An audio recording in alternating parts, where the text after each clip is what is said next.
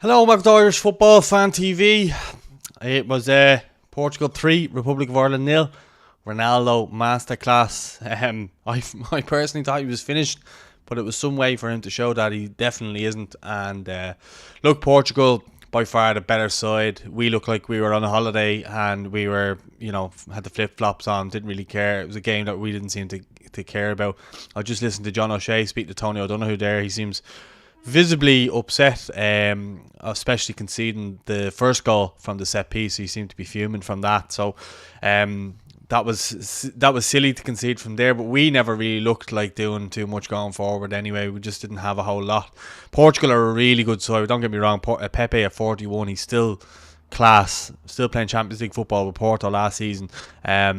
He's no slouch, and yeah, it's easy to sit here and be like fume and stuff like that, but I look at the players that we're playing against and the level that our players are at, and at the time of the season that it is. But does this mean that this rules out John O'Shea for the job? I don't think so. 3-0 is a respectable result against this Portuguese side, and I think this is a Portuguese side that will go on and do well in this European Championships. I really, really do think that they're a really good side. I'd love to know his thinking though with starting Parrott, Ida and Smodics, and probably Robbie Brady in there as well.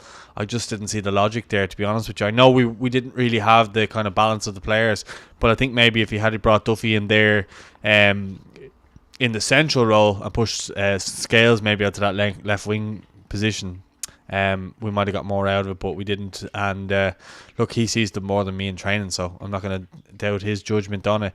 Where does that leave him in terms of our manager? I would just say at this stage, unless something magic happens over the next while, I would give the job to O'Shea. I think there was signs in the first half that we did do certain things well, but once the first goal went in, we just never looked like we were going to get back into the game. And that's kind of the story of Ireland's fortunes in the last number of years, unless we score first, we don't really look like scoring, or if we do, it takes us till the 80th minute to get there. But look,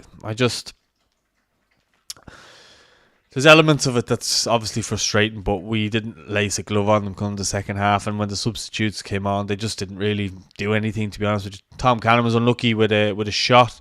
It looked a bit lively, but other than that, he was the only one who really kind of showed me anything when he came on. And then Caoimhín Kelleher was outstanding throughout. Nothing he could have done about the Ronaldo's first goal.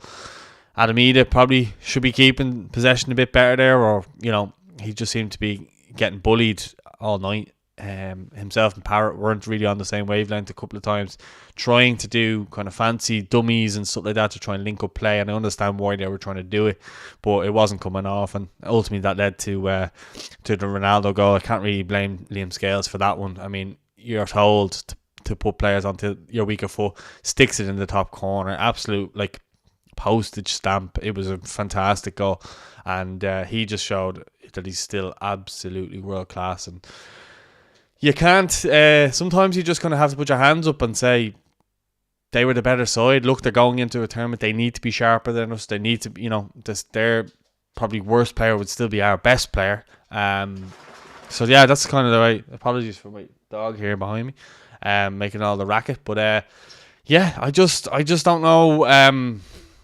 what to be saying on this video, to be honest with you. I want us to be able to compete with nations like this, but I also have an element of realization that these are a top nation, and this game didn't really mean much. So I'm not going to overanalyze it or anything like that. I think people will be coming into the comments and already have been saying different things like O'Shea should be kept on in the backroom team if a 12-month deal with if Keane can be a number 2, so can O'Shea. Maybe Keane on a 12-month deal with O'Shea as number 2 could be a good shot. I don't think so. Just with the Israel links and stuff like that, I don't think that the FAI will go down that route, just because of the reaction that it would probably prompt. So, again, my dog's making a magical appearance in the back there. I'm going to try and move that out of the way if I can. So, there we go. But anyway, as I was saying, he was asked about Robbie Keane. I just think there with the Israel links, that just won't go down well. Dazza says, I guess that rules John O'Shea out. Pathetic FAI arranging this match and Dora were playing in Belfast. Well, look, do we want to test ourselves against, nations that are doing well? I think we do. I'd rather see us take on teams that we aspire to be like than to beat nations like Andorra. We've done that experiment under Stephen Kenny and it got us nowhere, really, did it? I mean, we did okay. Look, we got one result out of two. We beat Hungary. So he has a bit of, I suppose, leeway there. He's got a result. He's got a draw as well against Belgium, and then but he's had 2 losses, Switzerland and Portugal. They're 2 pretty big nations if you look at the grand scheme of things. And Switzerland are a good side. They get to tournaments all the time. Portugal are favourites going into a lot of tournaments, and they won the Euros not too long ago. So yeah, I think this Portugal side, there's a fair few of them, like João Neves. I thought he was outstanding throughout. No one could get near him. But I do think at the same time, a lot of us as fans have to get the realisation that our players are not up to the teams of World Cup 2002, World Cup 94, Italian 90, Euro 88, these sides. Even the Euro 2012 team, I think Damien Duff said it recently, like they were a bit of a laughing stock in the end. We haven't been good for a number of years. I know Euro 2016, we were decent in that, but we just need... I suppose we need to start developing more attacking players who are comfortable getting on the ball, comfortable running with the ball, and comfortable getting us up the pitch and not being afraid and not treating the ball like a hot potato. Because I find that's just what we do a lot of the time. We isolate Adam Ida up top on his own. The same thing happens to Evan Ferguson when he's playing, and nobody has seemed to found a solution to get us further up the pitch. We have a good foundation from our defenders and our goalkeepers. But when you go into midfield, I think we're quite weak in midfield. And then add that to going forward, because you need your forwards to have players up with them to try and win the ball or knock-ons or anything like that, or taking it in. They need to have someone around that they can pop it off to, and then we get players further forward. A lot of that game, we were just, especially the second half, I did think we were good in the first half, but especially the second half, I just thought there was a lot of it where we were just aimlessly lumping balls up and trying to get the ball away. And I get it, look, I knew this game wasn't going to be easy.